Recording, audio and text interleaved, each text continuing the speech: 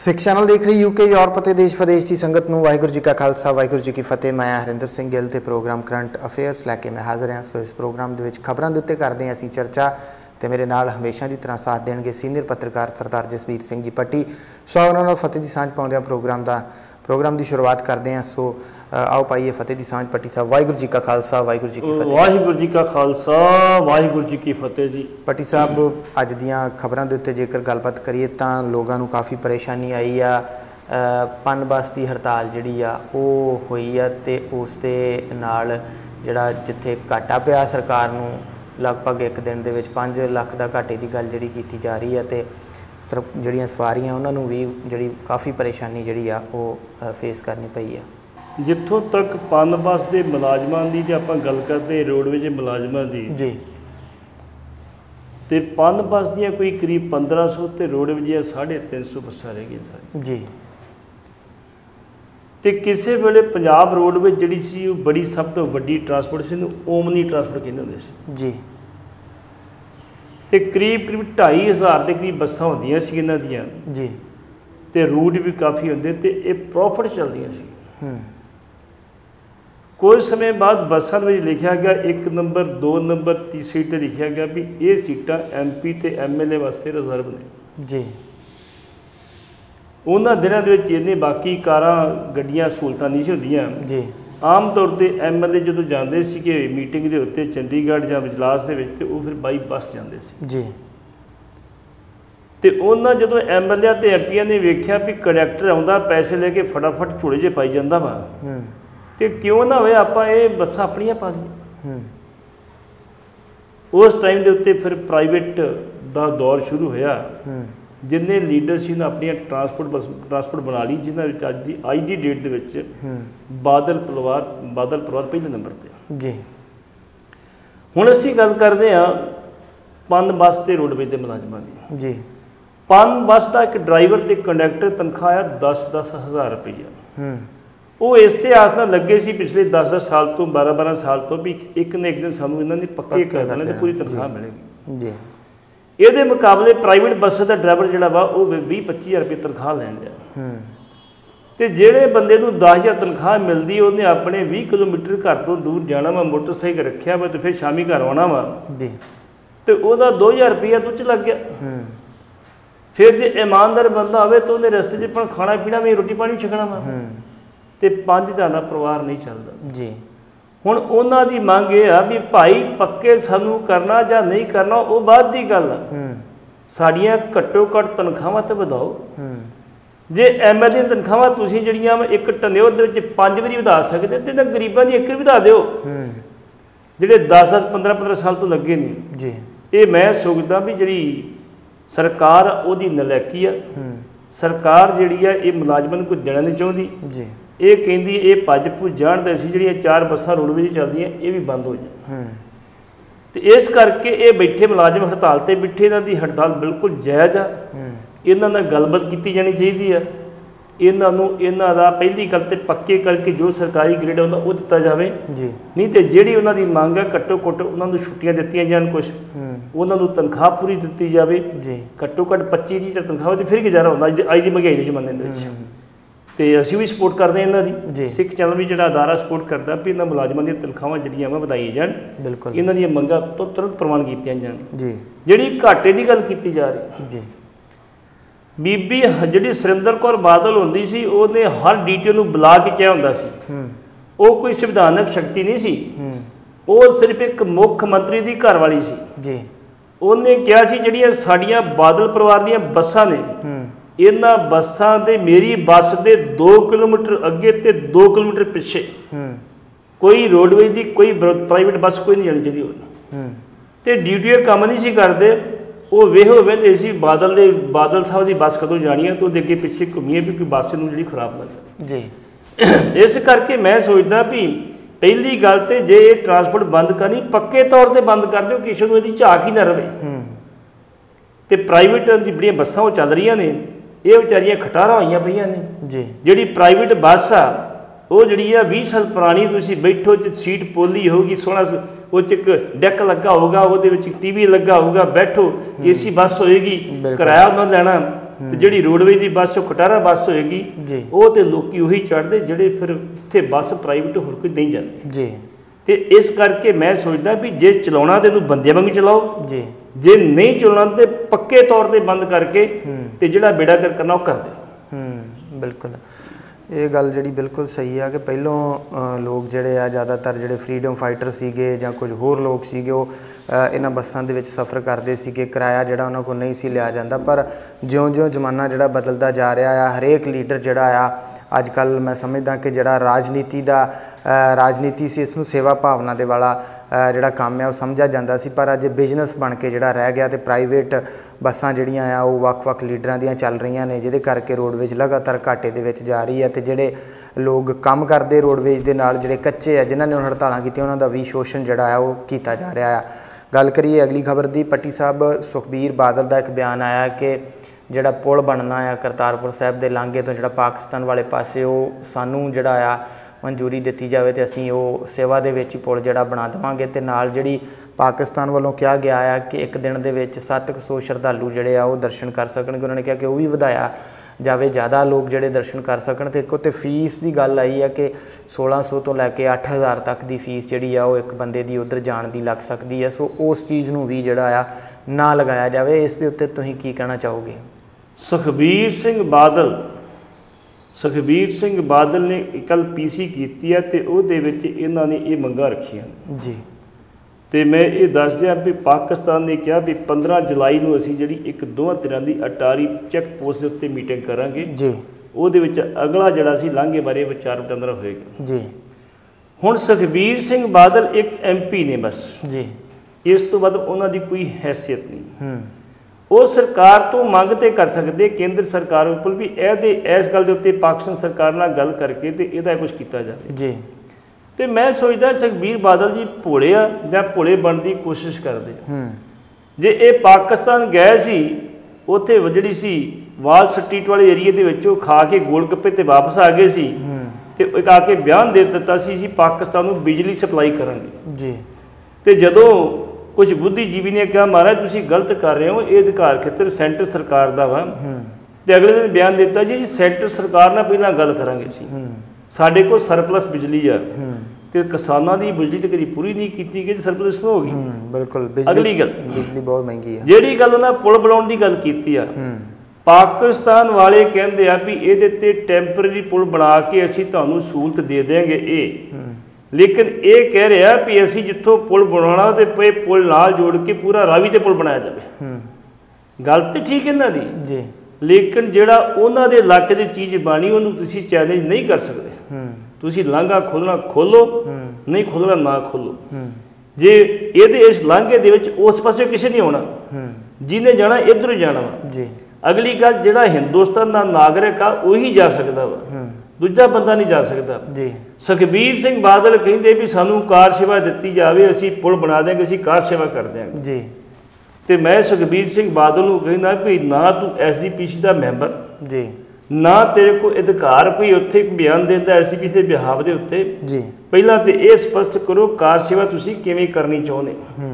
ਜਿਹੜਾ ਪਲਾਜ਼ਾ ਬਣਿਆ ਵਾ ਹਰਿਮੰਦਰ ਸਾਹਿਬ ਦੇ ਬਾਹਰ ਜੀ, ਜਿਹੜਾ ਕਿ ਦਰਖਤਾਂ ਦਾ ਭਰਿਆ ਹੁੰਦਾ ਸੀ, ਇੱਥੇ ਦਰਖਤ ਲੱਗੇ ਸੀ, ਬਕਾਇਦਾ ਪਾਰਕ ਬਣਿਆ ਸੀ, ਉਹਨੂੰ ਬਰਬਾਦ ਕਰਕੇ ਉੱਥੇ ਸੰਗਮਰ ਲਾਤਾ ਜੀ।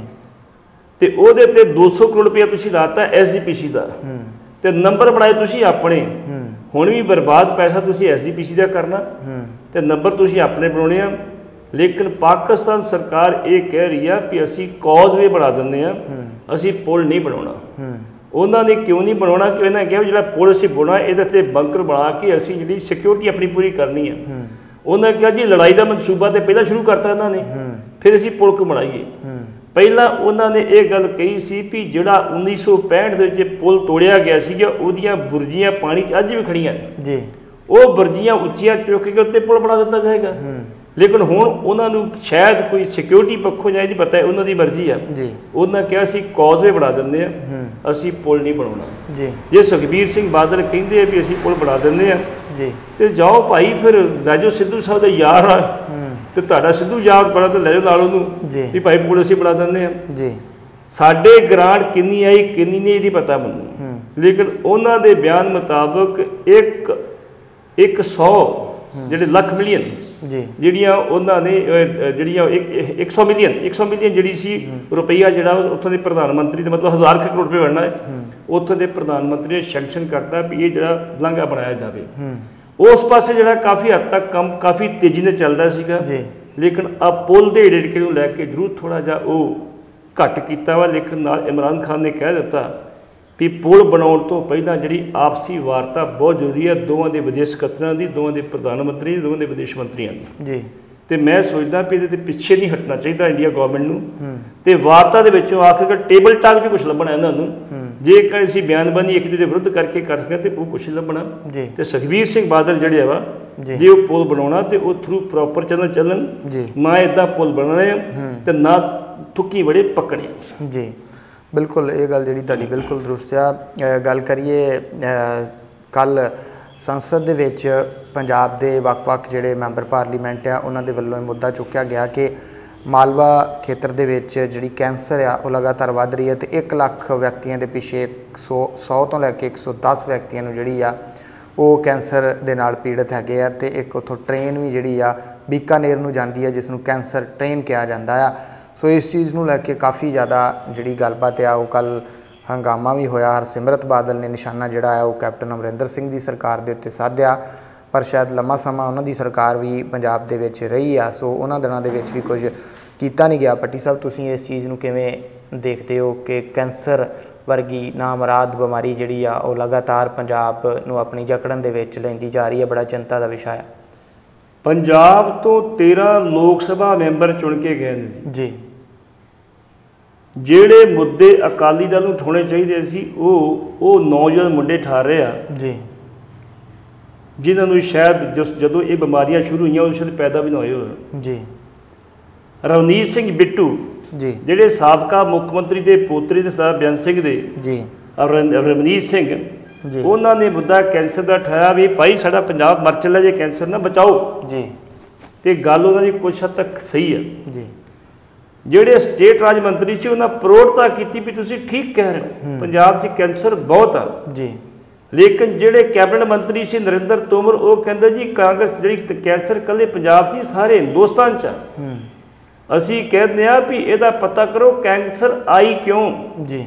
ਇਹਦੀ ਪ੍ਰੋੜਤਾ ਜਿਹੜੀ ਸੀ, ਜਿਹੜੇ ਭਗਵੰਤ ਮਾਨ ਸਭ ਤੋਂ ਇਸ ਵੇਲੇ ਮੈਂ ਕਿਹਾ ਧਮਾਕੇਦਾਰ ਜਿਹੜੀਆਂ ਉਹ ਗੱਲਾਂ ਕਰਨ ਵਾਲੇ ਤੇ ਪਾਰਲੀਮੈਂਟ ਦੇ ਵਿੱਚ ਜੀ ਆਪਣੀ ਗੱਲ ਹਿੱਕ ਦੇ ਜ਼ੋਰ ਨਾਲ ਕਰਨ ਜਾਣਦੇ ਨੇ, ਉਹਨਾਂ ਨੇ ਮੁੱਦਾ ਉਠਾਇਆ ਵੀ ਤੁਸੀਂ ਜਾ ਕੇ ਵੇਖੋ ਪੰਜਾਬ ਦੇ ਵਿੱਚ ਇੱਕ ਬੀਕਾਨੇਰ ਜਿਹੜੀ ਟ੍ਰੇਨ ਜਾਂਦੀ ਆ ਬੀਕਾਨੇਰ ਐਕਸਪ੍ਰੈਸ ਜੀ, ਮਾਲਵੇ ਦੇ ਲੋਕਾਂ ਨੇ ਉਹਦਾ ਨਾਂ ਰੱਖਿਆ ਵਾ ਕੈਂਸਰ ਐਕਸਪ੍ਰੈਸ ਜੀ। ਉਹ ਲੋਕ ਇੰਨੀ ਭਰੀ ਹੁੰਦੀ ਵੀ ਲੋਕ ਫਰਸ਼ ਤੇ ਲੰਮੇ ਪਏ ਹੁੰਦੇ ਆ, ਫਰਸ਼ ਤੇ ਬੈਠੇ ਹੁੰਦੇ ਆ ਜੀ। ਪਹਿਲਾਂ ਪਤਾ ਕਰਨਾ ਪਊਗਾ ਬੀਕਾਨੇਰ ਕਿਉਂ ਜਾਂਦੇ ਆ। ਜਿਹੜੀ ਬੀਬੀ ਹਰਸਿਮਰਤ ਕੌਰ ਉੱਠੀ, ਮੈਂ ਸੋਚਦਾ ਵੀ ਚਮਚਾਗਿਰੀ ਦੀ ਕੋਈ ਹੱਦ ਹੁੰਦੀ ਆ, ਤੇ ਜਦੋਂ ਹੱਦ ਪਾਰ ਕਰਦੇ ਫਿਰ ਅਸੀਂ ਪਾਗਲਪਨ 'ਚ ਆ ਜਾਂਦੇ ਹਾਂ ਜੀ। ਬੀਬੀ ਹਰਸਿਮਰਤ ਕੌਰ ਬਾਦਲ ਨੇ ਉੱਠ ਕੇ ਇੰਨੀ ਗੱਲ ਕਹੀ ਵੀ ਮੇਰੇ ਟਾਈਮ ਦੇ ਵਿੱਚ ਅਸੀਂ ਇੱਕ ਬਠਿੰਡੇ ਦੇ ਵਿੱਚ ਕੈਂਸਰ ਜਿਹੜਾ ਸੀ ਖੋਜ ਸੈਂਟਰ ਤੇ ਡਾਇਗਨੋਸ ਸੈਂਟਰ ਖੋਲ੍ਹਿਆ ਸੀਗਾ, ਅਸੀਂ ਚਲਾਉਂਦੇ ਰਹੇ ਤੇ ਇਹ ਹੁਣ ਉਹ ਬੰਦ ਹੋ ਚੁੱਕਾ ਵੇ, ਸਰਕਾਰ ਨੇ ਬੰਦ ਕਰਤਾ। ਇਹ ਸਰਕਾਰ ਦੀ ਨਲਾਇਕੀ ਹੈ। ਅਸੀਂ ਬੀਬੀ ਨੂੰ ਇਹ ਪੁੱਛਣਾ ਚਾਹੁੰਦੇ ਹਾਂ, ਬੀਬੀ ਕੀ ਤੇਰੇ ਟਾਈਮ ਦੇ ਉੱਤੇ ਜਿਹੜੀ ਕੈਂਸਰ ਐਕਸਪ੍ਰੈਸ ਸੀ ਉਹਦੇ ਵਿੱਚ ਭੀੜ ਘੱਟ ਹੋਈ? ਜੇ ਘੱਟ ਨਹੀਂ ਹੋਈ ਤੇ ਤੇਰੇ ਫਿਰ ਡਾਇਗਨੋਸ ਸੈਂਟਰ ਦਾ ਉੱਥੇ ਕੀ ਫਾਇਦਾ ਹੋਇਆ ਪਹਿਲਾਂ ਇਹ ਦੱਸ ਜੀ। ਮੈਂ ਇਹ ਚਾਹੁੰਦਾ ਵਾਂ ਵੀ ਸਾਨੂੰ ਪਹਿਲਾਂ ਜਿਹੜਾ ਇਹਨਾਂ ਨੇ ਕਿਹਾ ਹਿੰਦੁਸਤਾਨ ਦਾ ਸਾਰਾ ਪੇਟ ਪੰਜਾਬ ਦੇ ਕਿਸਾਨਾਂ ਨੇ ਭਰਿਆ, ਹਰੀ ਕ੍ਰਾਂਤੀ ਦੇ ਨਾਂ ਤੇ ਭਰਿਆ, ਪੈਸਟੀਸਾਈਡ ਆ ਕੇ ਸਾਡੀਆਂ ਰਸਾਇਣਕ ਖਾਦਾਂ ਆ ਗਈਆਂ ਜਿਨ੍ਹਾਂ ਸਾਡਾ ਬੇੜਾ ਗਰਕ ਕੀਤਾ ਜੀ। ਅਸੀਂ ਕਦੀ ਉੱਤੇ ਰਿਵਿਊ ਨਹੀਂ ਕੀਤਾ, ਅੱਜ ਵੀ ਉਸੇ ਪਕੜ 'ਚ ਅਸੀਂ ਹੈਗੇ ਹਾਂ। ਤੇ ਮੈਂ ਇਹ ਮਹਿਸੂਸ ਕਰਦਾ ਵੀ ਪੋਲੀਟੀਕਲ ਬੰਦਿਆਂ ਨੂੰ ਇਹਦੇ ਤੇ ਜ਼ੋਰ ਦੇਣਾ ਚਾਹੀਦਾ। ਅਸੀਂ ਜੈਵਿਕ ਖੇਤੀ ਕਰੀਏ, ਅਸੀਂ ਇਹ ਰਸਾਇਣਕ ਖਾਦਾਂ ਤੋਂ ਪੈਸਟੀਸਾਈਡ ਤੋਂ ਜਿਹੜੇ ਗੁਰੇਜ਼ ਕਰੀਏ। ਸਾਡਾ ਪਾਣੀ ਜਿਹੜਾ ਸੀ ਉਹ ਗੰਧਲਾ ਹੋ ਗਿਆ, ਸਾਡਾ ਪਾਣੀ ਜਿਹੜਾ ਸੀ ਉਹ ਰਸਾਇਣਕ ਖਾਦਾਂ ਨੇ ਬਰਬਾਦ ਕਰਤਾ, ਸਾਡੀਆਂ ਪੈਲੀਆਂ ਬਰਬਾਦ ਕਰਦੀਆਂ, ਸਾਡੇ ਪੰਜਾਬ ਦੇ ਲੋਕ ਜੁੱਸੇ ਬਰਬਾਦ ਕਰ ਦਿੱਤੇ, ਸਾਡੇ ਨੌਜਵਾਨ ਬਰਬਾਦ ਕਰਤੇ।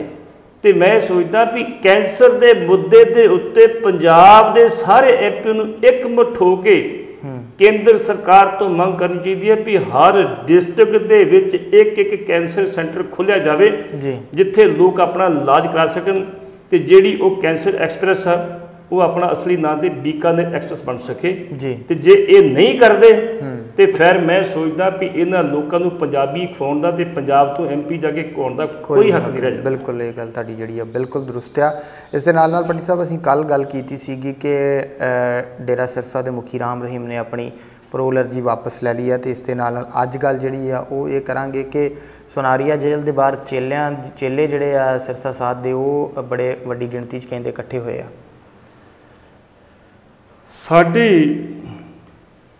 ਸੋਚ ਨੂੰ ਜੀ, ਸਾਡੇ ਦਿਮਾਗ ਨੂੰ ਮੈਂ ਸੋਚਦਾ ਘੁਣ ਲੱਗ ਚੁੱਕਾ। ਸੌਦਾ ਸਾਧ ਤੇ ਸੰਗੀਨ ਇਲਜ਼ਾਮ ਨੇ ਜੀ, ਅਸੀਂ ਨਹੀਂ ਲਾ ਰਹੇ। ਜਿਹੜੇ ਲੋਕ ਜਾ ਕੇ ਸੌਦਾ ਸਾਧ ਦੀ ਜੇਲ੍ਹ ਨੂੰ ਜਾ ਕੇ ਨਤਮਸਤਕ ਹੋ ਰਹੇ ਉਹਨਾਂ ਦੀਆਂ ਧੀਆਂ ਭੈਣਾਂ ਲਾ ਰਹੀਆਂ ਨੇ ਜੀ, ਉਹ ਮਾਲਵੇ ਦੀਆਂ ਰਹਿਣ ਵਾਲੀਆਂ ਨੇ ਜੀ, ਜਿਨ੍ਹਾਂ ਨੇ ਦੋਸ਼ ਲਾਏ ਤੇ ਸੌਦਾ ਸਾਧ ਨੂੰ ਸਜ਼ਾ ਹੋਈ ਜੀ। ਜਦੋਂ ਸੌਦਾ ਸਾਧ ਦੀ ਗੱਲ ਚੱਲਦੀ ਸਿਰਸਾ ਵਾਲੇ ਬਾਬੇ ਦੀ ਗੱਲ ਕਰੀਏ ਅਸੀਂ, ਉਹਨਾਂ ਨੂੰ ਜਦੋਂ ਇਹ ਬੇਲ ਦੀ ਗੱਲ ਚੱਲਦੀ, ਇਹ ਪੋਲੀਟੀਕਲ ਸਟੰਟ ਸੀਗਾ। ਅਸੀਂ ਕੱਲ੍ਹ ਵੀ ਗੱਲ ਕੀਤੀ ਸੀ, ਪੋਲੀਟੀਕਲ ਸਟੰਟ ਸੀ। ਉਹਨਾਂ ਨੇ ਇਹਦੀ ਬੇਲ ਦੀ ਐਪਲੀਕੇਸ਼ਨ ਦਵਾ ਕੇ ਲੋਕਾਂ ਦਾ ਟੈਂਪਰਾਮੈਂਟ ਚੈੱਕ ਕੀਤਾ ਵੀ ਲੋਕ ਕਿੱਥੇ ਖੜੇ ਨੇ। ਲੋਕ ਚੁੱਪ ਰਹਿੰਦੇ ਆ, ਰੌਲਾ ਪਾਉਂਦੇ ਆ ਕਿ ਲੋਕ ਰੋਸ ਚਾਹੁੰਦੇ ਆ, ਉਹ ਚੈੱਕ ਕੀਤਾ ਉਹਨਾਂ ਨੇ। ਜਦੋਂ ਵੇਖਿਆ ਵੀ ਲੋਕਾਂ 'ਚ ਰੋਸ ਆ ਤੇ ਆਮ ਤੌਰ ਤੇ ਜਿਹੜੀਆਂ ਅਖਬਾਰਾਂ 'ਚ ਬਿਆਨ ਛਪ ਰਹੇ ਤੇ ਜਸੂਦਾ ਸਾਹਿਬ ਨੂੰ ਤੁਸੀਂ ਬੇਲ ਦਿੱਤੀ, ਮੁੜ ਕੇ ਵਾਪਸ ਕੌਣ ਲੈ ਕੇ ਆਊ ਜੀ। ਜੇ ਵਾਪਸ ਲਿਆਉਣ ਦੀ ਕੋਸ਼ਿਸ਼ ਵੀ ਕੀਤੀ ਤੇ 500 ਬੰਦਾ ਮਰੇਗਾ ਤੇ ਫਿਰ ਆਏਗਾ। ਇਸ ਕਰਕੇ ਹਾਲ ਦੀ ਘੜੀ ਕਿਉਂ ਉਹਨਾਂ ਨੇ ਕੀਤੀ ਕਿ ਉਹ ਸੌਦਾ ਜਿਹੜਾ ਬਾਬਾ ਰਾਮ ਰਹੀਮ ਆ ਸਰਸੇ ਵਾਲਾ ਬਾਬਾ, ਉਹਦੀ ਜਿਹੜੀ 2 ਸਾਲ ਨੂੰ ਜੇ ਪੂਰੇ ਹੋਏ ਨਹੀਂ, ਅਗਸਤ ਤੱਕ ਹੀ ਪੂਰੇ ਹੋਣੇ। ਨਿਯਮਾਂ ਦੇ ਮੁਤਾਬਕ ਜੋ ਰੂਲਸ ਨੇ ਜੇਲ੍ਹ ਦੇ, ਜੋ ਸਾਡੀ ਪੈਰੋਲ ਦੇ ਰੂਲਸ ਨੇ, ਜਿੰਨਾ ਚਿਰ 2 ਸਾਲ ਦੀ ਸਜ਼ਾ ਤੁਹਾਡੀ ਅੰਦਰ ਪੂਰੀ ਨਹੀਂ ਹੋ ਜਾਂਦੀ ਉਹਨਾਂ ਚਿਰ ਤੁਹਾਨੂੰ ਪੈਰੋਲ ਨਹੀਂ ਮਿਲਦੀ। ਜਿਸ ਬਾਬੇ ਦੇ ਉੱਤੇ ਨੇ ਸੰਗੀਨ ਇਲਜ਼ਾਮ ਹੋਣ, ਜਿਸ ਬਾਬੇ ਦੇ ਉੱਤੇ ਇੰਨੇ ਵੱਡੇ ਦੋਸ਼ ਲੱਗੇ ਹੋਣ, ਜਿਸ ਬਾਬੇ ਤੇ ਕਤਲ ਦੇ ਦੋਸ਼ ਲੱਗੇ ਹੋਣ, ਬਲਾਤਕਾਰ ਦੇ ਦੋਸ਼ ਲੱਗੇ ਹੋਣ, ਜੇਲ੍ਹ ਪ੍ਰਸ਼ਾਸਨ ਤੇ ਹਰਿਆਣਾ ਸਰਕਾਰ ਲਿਖ ਰਹੀ ਆ ਵੀ ਇਹ ਬਾਬੇ ਦਾ ਚਿੱਤਰ ਬਹੁਤ ਵਧੀਆ, ਇਹਦੀ ਕੋਈ ਸ਼ਿਕਾਇਤ ਨਹੀਂ ਹੈਗੀ, ਤੇ ਫਿਰ ਜਾਓ ਜਾ ਕੇ ਉਹ ਜੱਜ ਦੇ ਸਿਰ 'ਚ ਡਾਂਗ ਮਾਰੋ ਵੀ ਗਲਤ ਸਜ਼ਾ ਦਿੱਤੀ ਤੂੰ। ਕਿਉਂ ਨਹੀਂ ਤੁਸੀਂ ਸਰਕਾਰ ਨੇ ਜਾ ਕੇ ਅਪਰੋਚ ਕੀਤੀ ਅੱਗੇ ਵੀ ਛੱਡੋ ਇਹਨੂੰ ਤੁਸੀਂ ਜੀ। ਇਸ ਕਰਕੇ ਜਦੋਂ ਇਹਦਾ ਪਤਾ ਲੱਗਾ ਵੀ ਬਾਬੇ ਨੂੰ ਪੈਰੋਲ ਮਿਲ ਰਹੀ ਆ ਤੇ ਵੱਡੀ ਗਿਣਤੀ ਦੇ ਵਿੱਚ ਸਰਸੇ ਜਿਹੜਾ ਉਹਦਾ ਡੇਰਾ ਉੱਥੇ ਲੋਕ ਇਕੱਠੇ ਸ਼ੁਰੂ ਹੋ ਗਏ ਹੋਣੇ ਜੀ। ਹੁਣ ਜਦੋਂ ਉਹਨਾਂ ਨੂੰ ਪਤਾ ਲੱਗਾ ਵੀ ਪੈਰੋਲ ਦੀ ਅਰਜੀ ਵਾਪਸ ਲੈ ਲਈ ਆ ਜੀ, ਹੁਣ ਉਹਦੇ ਜਿਹੜੇ ਪੈਰੋਕਾਰ ਉਹ ਸੁਨਾਰੀਆ ਜੇਲ੍ਹ ਦੇ ਜਾਂਦੇ ਆ ਜੀ, ਲਾਗੇ ਹੋਟਲ ਤੇ ਆਪਣੀਆਂ ਗੱਡੀਆਂ ਖੜੀਆਂ ਕਰ ਜਾਂਦੇ ਆ ਕਿਸੇ ਨੇ ਕਿਸੇ ਤੇ, ਉੱਥੋਂ ਪੈਦਲ ਜਾ ਕੇ ਝਾੜੀਆਂ ਦੇ ਵਿੱਚ ਜਾ ਕੇ ਬਾਬੇ ਦੀ ਜੇਲ੍ਹ ਨੂੰ ਮੱਥਾ ਟੇਕੀ ਜਾਂਦੇ ਲੋਕ ਇਕੱਠੇ ਹੋ ਰਹੇ ਜੀ। ਉੱਥੇ ਸੈਲਫੀਆਂ ਖਿੱਚ ਵੀ ਬਾਬੇ ਦੀ ਜੇਲ੍ਹ ਬਗਲੇ ਪਾਸੇ ਆ ਰਹੀ ਹੈ। ਆਖਰਕਾਰ ਕੇ ਜਿਹੜਾ ਪ੍ਰਸ਼ਾਸਨ ਉਹ ਘਬਰਾ ਗਿਆ ਵੀ ਜੇ ਕਿਤੇ ਵੱਡੀ ਗਿਣਤੀ ਦੇ ਵਿੱਚ ਜੇਲ੍ਹ ਦੇ ਘੇਰੇ ਲੋਕ ਇਕੱਠੇ ਹੋ ਗਏ ਤੇ ਇਹ ਹਮਲਾ ਵੀ ਕਰ ਸਕਦੇ ਆ। ਉੱਥੋਂ ਪੁਲਿਸ ਨੂੰ ਭਜਾਉਣਾ ਹੀ ਪਿਆ, ਉੱਥੇ ਲਿਖ ਕੇ ਲਾਉਣਾ ਪਿਆ ਵੀ ਇੱਥੇ ਸੈਲਫੀ ਖਿੱਚਣੀ ਮਨਾ ਵਾ, ਇੱਥੇ ਇਕੱਠੇ ਹੋਣੇ ਮਨਾ ਵਾ, ਬੋਰਡ ਲਾਉਣੇ ਪਏ ਵੱਡੇ ਵੱਡੇ ਉਹਨਾਂ ਨੂੰ ਜੀ। ਇਸ ਕਰਕੇ ਮੈਂ ਸੋਚਦਾ ਵੀ ਸਾਡੀਆਂ ਜਿਹੜੀਆਂ ਸੋਚ ਆ, ਸਾਡੀ ਅਕਲ ਆ, ਉਹਨੂੰ ਜੰਗਾਲ ਲੱਗ ਚੁੱਕਾ ਵਾ। ਅਸੀਂ ਮਾੜੇ ਚੰਗੇ ਦੀ ਪਛਾਣ ਹੀ ਨਹੀਂ ਕਰ ਰਹੇ ਤੇ ਹਰਿਆਣਾ ਸਰਕਾਰ ਨੇ ਜਿਹੜਾ ਫੀਲਾ ਸੁੱਟਿਆ ਸੀਗਾ, ਹੁਣ ਆਉਣ ਵਾਲੇ ਸਮੇਂ 'ਚ ਮੈਨੂੰ ਲੱਗਦਾ ਵੀ ਉਹਨਾਂ ਨੂੰ ਇਹਦੀ ਸਜ਼ਾ ਭੁਗਤਣੀ ਪਏਗੀ ਜੀ। ਭੱਟੀ ਸਾਹਿਬ ਇਹ ਤਾਂ ਗੱਲ ਸੀਗੀ ਡੇਰਾ ਸਿਰਸਾ ਦੇ ਮੁਖੀ ਰਾਮ ਰਹੀਮ ਦੀ, ਜਿਹੜਾ ਕਿ ਇਸ ਵੇਲੇ ਸੁਨਾਰੀਆ ਜੇਲ੍ਹ 'ਚ ਬੰਦ ਆ। ਗੱਲ ਕਰੀਏ ਨਵਜੋਤ ਸਿੰਘ ਸਿੱਧੂ ਦੀ ਤਾਂ ਉਹ ਚੁੱਪ ਬੈਠੇ ਨੇ। ਕਈ ਤਰ੍ਹਾਂ ਦਾ ਵਾਦ ਵਿਵਾਦ ਜਿਹੜਾ ਸਾਹਮਣੇ ਆ ਰਿਹਾ ਹੈ ਕੈਪਟਨ ਅਮਰਿੰਦਰ ਸਿੰਘ ਨਾਲ ਉਹਨਾਂ ਦਾ, ਪਰ ਉਹਨਾਂ ਦਾ ਕੋਈ ਖੁੱਲ੍ਹ ਕੇ ਬਿਆਨ ਨਹੀਂ ਅਜੇ ਤੱਕ ਸਾਹਮਣੇ ਆਇਆ ਕੀ ਕਾਰਨ ਹੈ ਉਹਨਾਂ ਦੀ ਚੁੱਪ ਦੇ ਵਿੱਚ ਵੀ ਕੋਈ ਰਾਜ ਛੁਪਿਆ ਹੋਇਆ ਹੈ ਜਾਂ ਕੋਈ ਨਵਾਂ ਤੂਫਾਨ, ਜਿਹੜਾ ਇੱਕ ਤੂਫਾਨ ਤੋਂ ਪਹਿਲਾਂ ਦੀ ਸ਼ਾਂਤੀ ਜਿਹੜੀ ਹੁੰਦੀ ਆ ਉਹ ਤਾਂ ਨਹੀਂ ਨਜ਼ਰ ਆ ਰਹੀ। ਜਿਹੜੀ ਨਵਜੋਤ ਸਿੰਘ ਸਿੱਧੂ ਦੀ ਗੱਲ ਕਰਦੀ ਆ, ਜਿਸ ਤਰੀਕੇ ਦਾ ਉਹ ਨਖੀਲਾ ਵਿਅਕਤੀ ਹੈ ਤੇ ਮੈਂ ਸੋਚਦਾ ਵੀ ਉਹਦੇ ਕੋਲੋਂ ਰਸਤਾ ਬਾਕੀ ਰਹਿ ਨਹੀਂ ਰਿਹਾ, ਕਿਉਂਕਿ ਅੱਜ ਦੀ ਡੇਟ ਦੇ ਵਿੱਚ ਕੈਪਟਨ ਅਮਰਿੰਦਰ ਸਿੰਘ ਰਾਹੁਲ ਤੇ ਪ੍ਰਿੰਕਾ ਤੇ ਭਾਰੂ ਪੈ ਰਿਹਾ, ਕਿਉਂ ਕੈਪਟਨ ਅਮਰਿੰਦਰ ਸਿੰਘ ਦੀ ਬਾਦਲ ਨਾਲ ਤੇ ਮੋਦੀ ਨਾਲ ਪੂਰੀ ਸੈਟਿੰਗ। ਜੇ ਸੈਟਿੰਗ ਨਾ ਹੁੰਦੀ ਤੇ ਪੰਜਾਬ ਦੇ ਵਿੱਚ ਵੀ ਕੁਝ ਐਮਐਲਏ ਟੁੱਟ ਕੇ ਬੀਜੇਪੀ 'ਚ ਜਾਂਦੇ ਜੀ, ਜਿਵੇਂ ਬਾਕੀ ਸਟੇਟਾਂ 'ਚ ਆ ਰਹੇ ਨੇ, ਲੇਕਿਨ ਪੰਜਾਬ ਦੇ ਵਿੱਚ ਇਹੋ ਜਿਹੀ ਕੋਈ ਗੱਲ ਨਹੀਂ ਹੈਗੀ ਜੀ। ਇਹ ਇੰਝ ਲੱਗਦਾ ਵੀ ਆਉਣ ਵਾਲੇ ਸਮੇਂ ਦੇ ਵਿੱਚ ਜਿਹੜਾ ਕੈਪਟਨ ਅਮਰਿੰਦਰ ਸਿੰਘ ਆ ਆਪਣਾ ਪੂਰੀ ਦਾ ਪੂਰ ਲੈ ਕੇ ਜਿਹੜਾ ਵਾ ਬੀਜੇਪੀ ਸ਼ਾਮਲ ਹੋਏਗਾ ਜੀ, ਉਹ ਸ਼ਾਮਲ ਹੋਣ ਤੋਂ ਬਾਅਦ ਜਿਹੜਾ ਸੀ ਬੀਜੇਪੀ ਲੋ 117 ਸੀਟਾਂ ਦੇ ਚੋਣ ਲੜੇਗੀ। ਜੋ ਹਾਲਾਤ ਬਣ ਰਹੇ ਆ ਰਾਜ ਪੂਰਾ ਜਿਹੜਾ ਵਾ ਟਨਿਓਰ ਪੂਰੀ ਕਰਨ ਤੋਂ ਬਾਅਦ ਉਹਦੇ ਬਦਲੇ ਇਸੇ ਕਰਕੇ ਸੁਖਬੀਰ ਬਾਦਲ ਨੂੰ ਇਸ ਗੱਲ ਦਾ ਪਤਾ ਲੱਗ ਗਿਆ। ਉਹਨਾਂ ਨੇ ਹੁਣ ਮੋਦੀ ਦੀ ਜਿਹੜੀ ਉਹ ਮੁਹਾਨੀ ਜਪਣੀ ਬੰਦ ਕਰਤੀ ਹੈ। ਹੁਣ ਉਹ ਪੰਥਕ ਮੁੱਦਿਆਂ ਤੇ ਆ ਗਿਆ ਵੀ ਪੰਥਕ ਮੁੱਦੇ ਫਿਰ ਉਜਾਗਰ ਕਰੋ। ਜਿਹੜਾ ਅਕਾਲੀ ਦਲ ਦਾ ਕੰਮ ਸੀ ਕਿ ਪੰਥਕ ਮੁੱਦੇ ਉਜਾਗਰ ਕਰਨਗੇ, ਲੋਕ ਸਾਡੇ ਨਾਲ ਜੁੜ ਜਾਣਗੇ। ਗੱਲ ਕੁਛ ਹੱਦ ਤੱਕ ਸਹੀ ਉਹਨਾਂ ਦੀ, ਤਰੀਕਾ ਸਹੀ ਉਹਨਾਂ ਦਾ ਜੀ। ਹੁਣ ਸਿੱਧੂ ਸਾਹਿਬ ਨੂੰ ਜੇ ਮੈਂ ਕਹਾਂ ਇੰਨੀ ਗੱਲ ਵੀ ਬਿਨਾਂ ਮਹਿਕਮਾ ਮੰਤਰੀ ਕੰਮ ਕਰਨਾ ਪਊਗਾ ਜੀ, ਕੋਈ ਸਮਝੌਤਾ ਹੋ ਜਾਊਗਾ, ਸਮਝੌਤਾ ਹੋਵੇ ਜਾਂ ਨਾ ਹੋਵੇ, ਇੱਕ ਮਿਆਨ ਦੇ ਵਿੱਚ ਦੋ ਤਲਵਾਰਾਂ ਨਹੀਂ ਸਮਾ ਸਕਦੀਆਂ ਜੀ। ਜਿੰਨੀ ਕਾਹਲੀ ਨਾਲ ਸਿੱਧੂ ਸਾਹਿਬ ਕਹਿ ਰਹੇ ਨੇ ਵੀ ਮੈਂ ਮੁੱਖ ਮੰਤਰੀ ਬਣ ਜਾਵਾਂ, ਇੰਨੀ ਕਾਹਲੀ ਨਾਲ ਕੁਝ ਹੋਣ ਵਾਲਾ ਨਹੀਂ ਜੀ। ਅੱਜ ਦੀ ਡੇਟ ਦੇ ਵਿੱਚ ਸਿੱਧੂ ਸਾਹਿਬ ਦੇ ਹੱਕ ਦੇ ਵਿੱਚ ਨਾ ਕੋਈ ਮੰਤਰੀ, ਨਾ ਕੋਈ ਸੰਤਰੀ, ਨਾ ਕੋਈ ਵਿਧਾਇਕ, ਨਾ ਕੋਈ ਵੱਡਾ ਲੀਡਰ ਬੋਲੇ, ਇੱਕ ਨਹੀਂ ਬੋਲਿਆ ਉਹਦੇ ਵਿਰੋਧੀ ਧਿਰ ਦੇ ਲੀਡਰ ਜਿਹੜੇ ਹੈਗੇ ਲੋਕ ਇਨਸਾਫ ਪਾਰਟੀ ਦੇ ਬੋਲੇ ਨੇ, ਇਹਨਾਂ ਦੇ ਆਪਣੇ ਜਿਹੜੇ ਸੀ ਆਪਣੇ ਬਖਰਾ ਸਾਹਿਬ ਬੋਲੇ ਨੇ, ਬਾਕੀ ਕੋਈ ਨਹੀਂ ਬੋਲਿਆ। ਬਿਲਕੁਲ ਜਿਹੜਾ ਇਹਨਾਂ ਦਾ ਆਪਣਾ ਖਾਸ ਬੰਦਾ ਸੀ ਪ੍ਰਗਟ ਸਿੰਘ, ਜਿਹਦੀ ਨਾ ਹਮਾਇਤ ਕੀਤੀ, ਉਹਨੂੰ ਟਿਕਟ ਦਵਾਈ, ਉਹਨੂੰ ਐਮਐਲਏ ਬਣਾਇਆ, ਉਹ ਵੀ ਨਹੀਂ ਖਲੋਤਾ ਉਹਨਾਂ ਨਾਲ। ਤੇ ਸਿੱਧੂ ਸਾਹਿਬ ਇਸ ਵੇਲੇ ਮੈਂ ਸੋਚਦਾ ਵੀ ਇਕੱਲੇ ਰਹਿ ਗਏ ਨੇ, ਤੇ ਸਿੱਧੂ ਸਾਹਿਬ ਨੂੰ ਚਾਹੀਦਾ ਵੀ ਚੁੱਪ ਕਰਕੇ ਕਾਂਗਰਸ ਤੋਂ ਅਸਤੀਫਾ ਦੇ ਕੇ ਤੇ ਆਪਣੀ ਹਉਮੈ ਨੂੰ ਪੱਠੇ ਨਾ ਪਾਉਣ, ਲੋਕਾਂ 'ਚ ਵਿਰਜਣ। ਅੱਜ ਦੀ ਡੇਟ ਦੇ ਵਿੱਚ ਜੇ ਕਾਂਗਰਸੀ ਲੀਡਰਾਂ ਦੇ ਵਿੱਚ ਉਹਦਾ ਵਕਾਰ ਨਹੀਂ ਹੈਗਾ, ਲੇਕਿਨ ਆਮ ਲੋਕਾਂ 'ਚ ਸਿੱਧੂ ਦਾ ਵਕਾਰ ਅੱਜ ਵੀ ਬਰਕਰਾਰ ਹੈ। ਜੇ ਉਹ ਕਿਹੜੀ ਲੈਵਲ ਤੋਂ ਚੱਲ ਕੇ ਹਾਥੀ ਬਣਨਾ ਚਾਹਣ ਤੇ ਬਣ ਸਕਦੇ ਆ, ਤੇ ਜੇ ਉਹ ਕਹਿਣ ਵੀ ਨਹੀਂ ਜੀ ਮੈਨੂੰ ਥਾਲੀ 'ਚ ਪਰੋਸ ਕੇ ਮਿਲ ਜੇ, ਨਾ ਤਾਂ ਡਾਕਟਰ ਮਨਮੋਹਨ ਸਿੰਘ ਆ ਤੇ ਨਾ ਉਹ ਮੋਦੀ ਆ ਵੀ ਥਾਲੀ 'ਚ ਪਰੋਸ ਕੇ ਮਿਲ ਜੇ ਜੀ। ਹੁਣ ਉਹਨਾਂ ਕੋਲ ਇੱਕੋ ਹੀ ਰਹਿ ਗਿਆ ਵਾ। ਔਰ ਦੂਸਰੀ ਚੀਜ਼, ਅੱਜ ਦੀ ਡੇਟ ਵਿੱਚ ਕਿਸੇ ਵੀ ਜ਼ਿਲ੍ਹੇ 'ਚ ਉਹਨਾਂ ਕੋਲ ਲੀਡਰ ਕੋਈ ਨਹੀਂ ਹੈਗਾ ਜੀ। ਇਹਨਾਂ ਨੇ ਜੇ ਸਿਆਸਤ ਸਿੱਖਣੀ ਆ ਤੇ ਇਹ ਬਿਕਰਮ ਸਿੰਘ ਮਜੀਠੀਏ ਤੋਂ ਸਿੱਖਣ। ਬਿਕਰਮ ਸਿੰਘ ਮਜੀਠੀਏ ਨੇ ਆਪਣੇ ਜ਼ਿਲ੍ਹੇ ਦੇ ਇਲਾਵਾ ਪੂਰੇ ਪੰਜਾਬ ਦੇ ਵਿੱਚ ਹਰ ਵਰਗ ਦੇ ਵਿੱਚ ਆਪਣੇ ਲੀਡਰ ਖੜੇ ਕੀਤੇ ਨੇ। ਬਿਲਕੁਲ ਨੌਜਵਾਨਾਂ 'ਚ ਖੜੇ ਕੀਤੇ ਆ, ਲੋਕਾਂ 'ਚ ਖੜੇ ਕੀਤੇ ਆ ਨਾ। ਕਿਹੜਾ ਕਸਬਾ ਵਾ ਜਿੱਥੇ ਉਹਦੇ ਆਪਣੇ ਲੀਡਰ ਨਹੀਂ ਹੈ? ਉਹਨੇ ਇੱਕ ਆਪਣੇ ਆਪ ਨੂੰ ਜਿਹੜਾ ਇਸਟੈਬਲਿਸ਼ ਕਰ ਲਿਆ ਮਜੀਠੀਏ ਨੇ, ਤੇ ਉਹਦੇ ਤੋਂ ਸਬਕ ਸਿੱਖ ਕੇ ਜੇ ਕਿਤੇ ਸਿੱਧੂ ਸਾਹਿਬ ਪਿੰਡਾਂ 'ਚ ਜਾਂਦੇ ਆ, ਲੋਕਾਂ ਜਾਂਦੇ ਆ, ਲੋਕਾਂ 'ਚ ਵਿਚਰਦੇ ਆ, ਤੇ ਮੈਂ ਸੋਚਦਾ ਵੀ ਇਹ ਕਾਮਯਾਬ ਹੋ ਜਾਣਗੇ। ਤੇ ਜਿਹੜੀ ਵਿਜੀਲੈਂਸ ਦੀ ਬਲਾ ਸਿੱਧੂ ਦੀ ਗੱਲ ਪਾਤੀ, ਭਾਵੇਂ ਝੂਠੀ ਭਾਵੇਂ ਸੱਚੀ, ਜੇ CBI ਜਿਹੜੀ ਆ ਉਹ ਸੈਂਟਰ ਸਰਕਾਰ ਦਾ ਤੋਤਾ ਸੁਪਰੀਮ ਕੋਰਟ ਨੇ ਕਿਹਾ ਸੀਗਾ, ਤੇ ਵਿਜੀਲੈਂਸ ਜਿਹੜੀ ਉਹ ਪੰਜਾਬ ਸਰਕਾਰ ਦਾ ਤੋਤਾ ਵਾ। ਇਸ ਕਰਕੇ ਸਿੱਧੂ ਦੇ ਖਿਲਾਫ ਝੂਠਾ ਜਾਂ ਸੱਚਾ ਕੋਈ ਨਾ ਕੋਈ ਇਲਜ਼ਾਮ ਲੱਗਣਾ ਹੀ ਲੱਗਣਾ ਵਾ।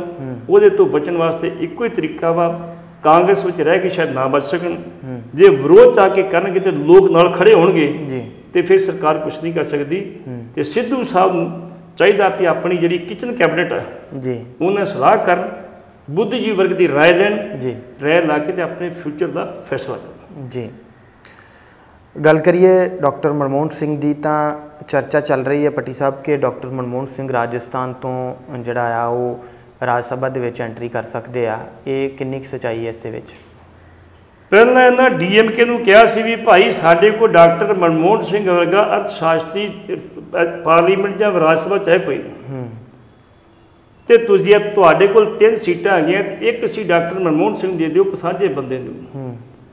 ਤੇ DMK ਨੇ ਕਹਿਤਾ ਵੀ ਸਾਡਾ ਤੇ ਆਪਣਾ ਘਰਾਂ ਦੇ ਪੂਰਾ ਨਹੀਂ ਹੋਣਾ, ਤੁਹਾਨੂੰ ਕਿਸ ਦੇਈਏ?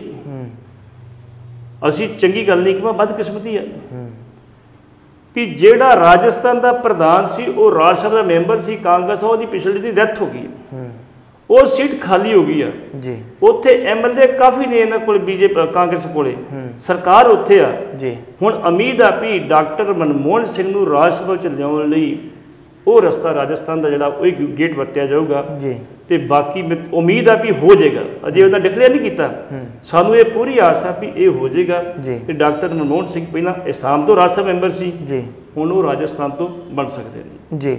ਜਲਿਆਂਵਾਲਾ ਬਾਗ ਦੀ ਗੱਲ ਕਰੀਏ ਤਾਂ ਪੱਟੀ ਸਾਹਿਬ ਜਲਿਆਂਵਾਲੇ ਬਾਗ ਨੂੰ ਲੈ ਕੇ ਵੀ ਕਾਫੀ ਮਾਮਲਾ ਜਿਹੜਾ ਗਰਮਾਇਆ, ਕਹਿੰਦੇ ਇੱਥੇ ਟਿਕਟ ਲੱਗਣੀ ਆ, ਪੁਰਾਣਾ ਖੂਹ ਢਾਹ ਦਿੱਤਾ, ਉਸ ਚੀਜ਼ ਨੂੰ ਲੈ ਕੇ ਚਰਚਾ ਛਿੜੀ ਹੋਈ। ਸਮਾਂ ਆਪਣੇ ਕੋਲ ਸੀਮਿਤ ਹੈ, ਸੀਮਿਤ ਸਮੇਂ ਦੇ ਵਿੱਚ ਹੀ ਮੈਂ ਚਾਹੂੰਗਾ ਕਿ ਇਹਦਾ ਜਵਾਬ ਦਰਸ਼ਕਾਂ ਦੇ ਨਾਲ ਸਾਂਝਾ ਕਰੋ।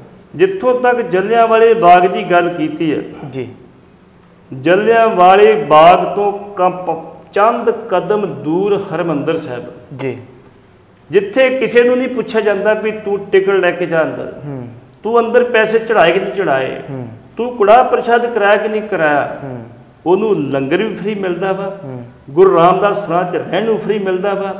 ਉਹ ਜਿਸ ਤਰ੍ਹਾਂ ਮਰਜ਼ੀ ਰਹੇ, ਜਿਸ ਤਰ੍ਹਾਂ ਮਰਜ਼ੀ ਆਵੇ, ਜਿਸ ਤਰ੍ਹਾਂ ਮਰਜ਼ੀ ਆਵੇ, ਉਹ ਇਸ਼ਨਾਨ ਕਰੇ, ਪ੍ਰਸ਼ਾਦਾ ਛਕੇ, ਚਾਹ ਪੀਵੇ, ਜਮਾ ਛਕੇ। ਇਹਨਾਂ ਨੂੰ ਸਬਕ ਸਿੱਖਣਾ ਚਾਹੀਦਾ। ਮੈਂ ਸੋਚਦਾ ਵੀ ਇਹ ਵਪਾਰੀ ਲੋਕ ਨੇ ਬੀਜੇਪੀ ਵਾਲੇ, ਇਹ ਸੋਚਦੇ ਫਾਇਦਾ ਕਿੱਥੋਂ ਹੁੰਦਾ ਸਾਨੂੰ। ਇੱਕ ਅੰਮ੍ਰਿਤਸਰ ਝੁੱਗੀਆਂ ਨੂੰ ਅੱਗ ਲੱਗੀ ਤੇ ਉਹ ਜਦੋਂ ਗਏ ਪੀੜਤ ਲੋਕ ਉਹਨਾਂ ਕੋਲੇ, ਉਹ ਕਹਿੰਦੇ ਇੱਕ ਸਰਦਾਰ ਕੋਲੇ ਗਏ ਤੇ ਇੱਕ ਹਿੰਦੂ ਕੋਲ ਗਏ। ਜਿਹੜਾ ਹਿੰਦੂ ਵੀਰ ਕਹਿਣ ਲੱਗਾ ਵੀ ਤੁਹਾਡਾ 2000 ਰੁਪਇਆ ਸਿਕਿਉਰਿਟੀ ਦੇ ਦਿਓ, 2 ਟੱਪ ਲੈ ਜਾਓ, 20 ਰੁਪਏ ਦਿਹਾੜੀ ਦਾ ਕਿਰਾਇਆ ਜੀ। ਕਹਿੰਦਾ ਉਹਨੂੰ ਛੱਡ ਕੇ ਸਰਦਾਰ ਨੂੰ ਪੁੱਛਿਆ ਜਾ ਕੇ ਦੱਸਿਆ ਵੀ ਇੱਦਾਂ ਅਸੀਂ ਪੀੜ ਤੋਂ, ਕਹਿੰਦਾ ਤੁਸੀਂ ਟੱਪ ਲੈ ਜਾਓ, ਜਦੋਂ ਮਰਜ਼ੀ ਜੋ ਜਣਾ ਦੇ ਜਾਓ ਕੋਈ ਤੁਸੀਂ ਜੀ। ਕਿੰਨਾ ਫਰਕ ਦੋਵਾਂ ਦਾ ਸੋਚਦਾ। ਇਸ ਕਰਕੇ ਜਿਹੜਾ ਜਲਿਆਂਵਾਲਾ ਬਾਗ ਆ ਉਹ ਸਾਡੀ ਕੌਮੀ ਵਿਰਾਸਤ ਆ, ਕਿਸੇ ਦੀ ਕੋਈ ਜ਼ਗੀਰ ਨਹੀਂ। ਟਰਸਟ ਦਾ ਕੰਮ ਸਿਰਫ ਦੇਖਭਾਲ ਕਰਨਾ ਵਾ ਜੀ। ਤੇ ਜੇ 70 ਸਾਲਾਂ ਤੱਕ ਉੱਥੇ ਕੋਈ ਟੈਕਸ ਨਹੀਂ ਲਾਇਆ ਗਿਆ, ਉੱਥੇ ਕੋਈ ਟਿਕਟ ਨਹੀਂ ਲਾਈ ਗਈ ਜੀ। ਜੇ ਟਿਕਟ ਲਾਉਣਗੇ ਤੇ ਮੈਂ ਕਿਹਾ ਤਾਂ ਪੰਜਾਬ ਦੇ ਵਿਰੁੱਧ ਡਟ ਕੇ ਵਿਰੋਧ ਕਰਨਗੇ ਜੀ। ਉੱਥੇ ਨਾ ਟਿਕਟ ਲੱਗੇਗੀ, ਨਾ ਲਾਉਣ ਦਿੱਤੀ ਜਾਵੇ, ਨਾ ਲਾਉਣੀ ਚਾਹੀਦੀ ਹੈ ਜੀ। ਕੱਲ PSU ਵਾਲਿਆਂ ਦਾ ਦੌਰਾ ਕੀਤਾ ਉੱਥੇ, ਜਿਨ੍ਹਾਂ ਨੇ ਅੱਜ ਤੋਂ 7-8 ਸਾਲ ਪਹਿਲਾਂ ਉੱਥੇ ਗੜਬੜ ਕੀਤੀ ਸੀ, ਜਦੋਂ ਉਹਨਾਂ ਨੇ ਸਟੇਜ ਬਣਾਉਣ ਦੀ ਕੋਸ਼ਿਸ਼ ਕੀਤੀ ਸੀ ਪੋਲੀਟੀਕਲ ਰੈਲੀਆਂ ਵਾਸਤੇ, ਉਹਨਾਂ ਕਹਿੰਦੇ ਸੀ ਕਰਨਾ ਨਹੀਂ ਉੱਥੇ। ਉਹਨਾਂ ਦੌਰਾ ਕੀਤਾ ਇੱਥੋਂ ਦਾ, ਇੱਕ ਲੇਡੀ ਵੀ ਨਾਲ ਉਹਨਾਂ ਦੇ ਗਈ ਸੀ। ਉਹਨਾਂ ਨੇ ਦੌਰਾ ਕਰਨ ਤੋਂ ਬਾਅਦ ਇਹ ਵਾਰਨਿੰਗ ਕੀਤਾ ਵੀ ਭਾਈ ਅਸੀਂ ਇਹਦੇ ਵਿੱਚ ਕੋਈ ਤਬਦੀਲੀ ਨਹੀਂ ਕਰਨ ਦੇਣੀ, ਰੈਨੋਵੇਸ਼ਨ ਕਰੋ, ਇਹਦੀ ਨਵ ਸਾਰੀ ਕੁਝ ਜੋ ਮਰਜ਼ੀ ਕਰੋ, ਲੇਕਿਨ ਇਹ ਤਬਦੀਲੀ ਜਿਵੇਂ ਤੁਸੀਂ ਖੁਦ ਹੀ ਕਰ ਰਹੇ ਹੋ ਇਹ ਗਲਤ ਕਰ ਰਹੇ ਹੋ, ਇਹਦੇ ਬੰਦੇ ਤੇ ਪੁੱਤ ਬਣ ਜਾਓ। ਜੇ ਨਹੀਂ ਬਣੋਗੇ ਤੇ ਫਿਰ ਸਾਨੂੰ ਆਪਣੀ ਜਾਤ 'ਚ ਗੱਲ ਮਨਾਉਣ ਦੀ। ਤੇ ਮੈਂ ਸੋਚਦਾ ਵੀ ਇਹ ਵਪਾਰੀ ਤਬਕਾ ਜਿਹੜਾ ਵਾ ਨਾ, ਇਹ ਵਪਾਰੀਆਂ ਸੋਚ ਛੱਡ ਦੇਣ, ਇਹਨਾਂ ਨੂੰ ਜਿਹੜੀ ਇਨਕਲਾਬੀ ਸੋਚ ਰੱਖਣ ਤੇ ਨਹੀਂ ਇਹ ਸਾਂਝਾ ਵੀ ਇੱਥੇ ਟਿਕਟ ਨਹੀਂ ਲੱਗਣੀ ਚਾਹੀਦੀ ਜੀ। ਸੋ ਬਿਲਕੁਲ ਇਸੀ ਪ੍ਰੋਗਰਾਮ ਕਰੰਟ ਅਫੇਅਰ ਜਿਸ ਦੇ ਵਿੱਚ ਦੇਸ਼ ਵਿਦੇਸ਼ ਦੀਆਂ ਸੰਗਤਾਂ ਦੇ ਨਾਲ ਖਬਰਾਂ ਦੇ ਉੱਤੇ ਚਰਚਾ ਜਿਹੜੀ ਆ ਉਹ ਅਸੀਂ ਕਰ ਰਹੇ ਸੀਗੇ ਤੇ ਸੀਨੀਅਰ ਪੱਤਰਕਾਰ ਸਰਦਾਰ ਜਸਬੀਰ ਸਿੰਘ ਜੀ ਪੱਟੀ ਸਾਂਝ ਪਾ ਰਹੇ ਸੀਗੇ। ਸੋ ਬਹੁਤ ਸਾਰੀਆਂ ਖਬਰਾਂ ਜਿਹੜੀਆਂ ਉਹ ਤੁਹਾਡੇ ਨਾਲ ਅਸੀਂ ਸਾਂਝੀਆਂ ਕੀਤੀਆਂ ਨੇ। ਸੋ ਫਿਰ ਕੱਲ੍ਹ ਨੂੰ ਹੋਵਾਂਗੇ ਹਾਜ਼ਰ। ਅੱਜ ਦੇ ਪ੍ਰੋਗਰਾਮ 'ਚ ਇੰਨਾ ਹੀ, ਇੱਥੇ ਹੀ ਤੁਹਾਡੇ ਤੋਂ ਆਗਿਆ ਚਾਹਾਂਗੇ। ਬੁਲਾਉਂਦੇ ਹਾਂ ਫਤਿਹ। ਵਾਹਿਗੁਰੂ ਜੀ ਕਾ ਖਾਲਸਾ, ਵਾਹਿਗੁਰੂ ਜੀ ਕੀ ਫਤਿਹ।